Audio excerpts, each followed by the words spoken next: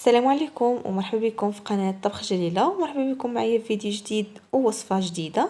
اليوم كنقترح عليكم كيك يومي يمكن لكم توجدوه للجود ديال وليداتكم بسرعة، اقتصادي، بمكونات اللي بسيطة. اكيد ان شاء الله غيكونوا متواجدين عندك في البيت. كيجي زوين في المول طويل ديال سيليكون مع الطريقة ديال الطهي ديالو ان شاء الله كيفاش يجيكم طيب من الداخل وما يجيكمش هكا معجن.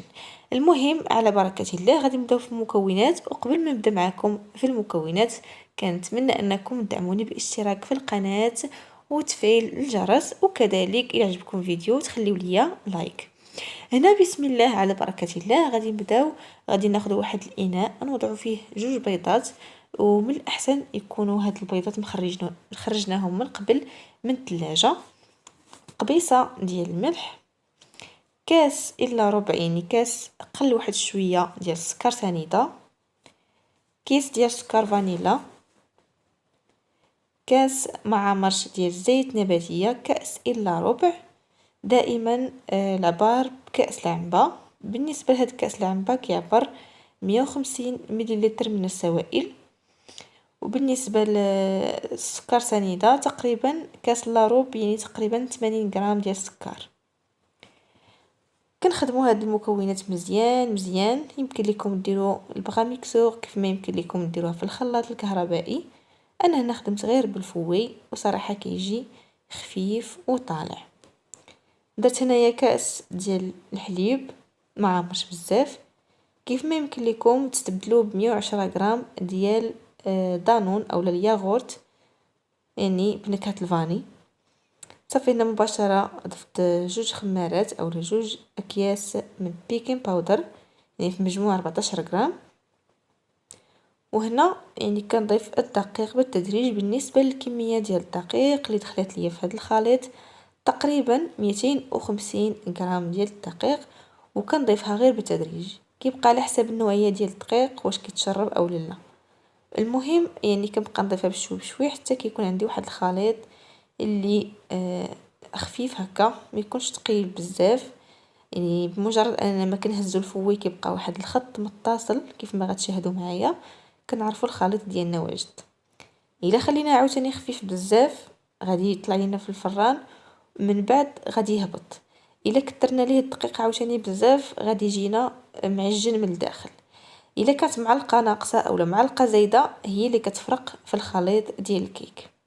انا كيف ما كتشوفوا راه كل مره كنبقى نضيف باش نحصل على الخليط اللي بغيت. هنا ما قطعتش الفيديو باش تبقاو تشوفوا معايا انني كل مره كنبقى نزيد الدقيق حتى نحصل على الخليط اللي بغيت. المهم هذا هو الخليط خاصو يكون بهذا الشكل هذا. فاش كتهزوا الفوي كيبقى واحد الخط متصل ما كيتقطعش معكم. وكتكتبوا رقم 8 كيبقى باين فوق من الخليط واحد المده ديال 2 ثواني هكاك. هنايا خديت انا هذا المول هذا ديال سيليكون اللي كيدخل الفران، دهنته بشويه ديال الزبده ورشيته بالدقيق. كيف ما يمكن لكم ديروا اي مول عندكم يعني في الدار.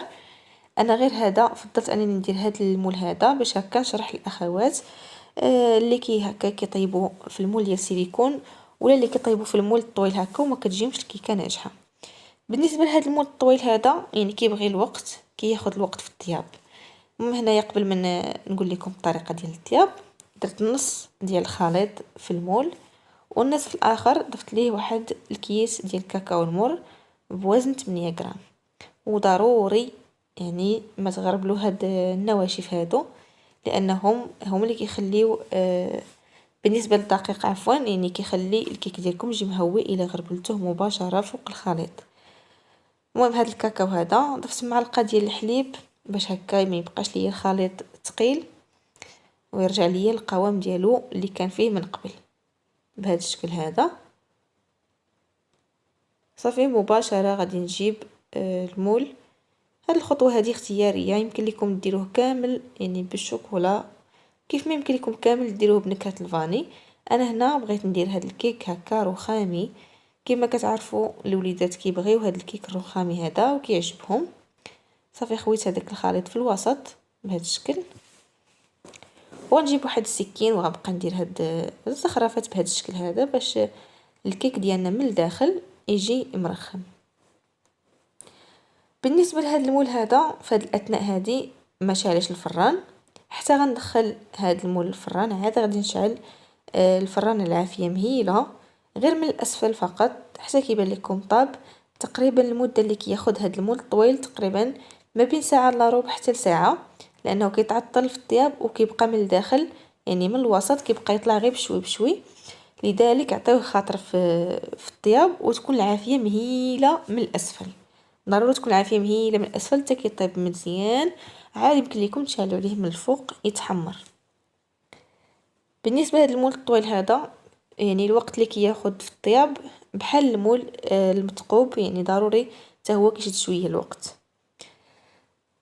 هنا من بعد ما خرجتها من الفران، هنايا زينتها، دهنتها بشويه ديال الكراميل، وغادي نزينها بكاوكاو كونكاسي.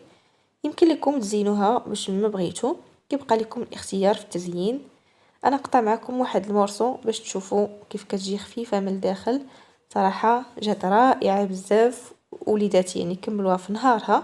صراحه زوينه تنفع لوليداتكم هكا الكوتي ديوها معاهم مدرسه ولا يفطروا بها في الصباح. فعلا كتجي رائعه وكتسهل انكم تجربوها. وهذا هو الفيديو ديال هذا النهار، كنتمنى انه ينال اعجابكم. ما تنساوش البنات يعجبكم فيديو تخليو لي لايك للتشجيع. بالنسبه للمقادير غنخليها مكتوبه في اخر الفيديو. الى اللقاء، الى وصفه جديده وفيديو جديد ان شاء الله. دمتم في رعايه الله، والسلام عليكم ورحمه الله تعالى وبركاته.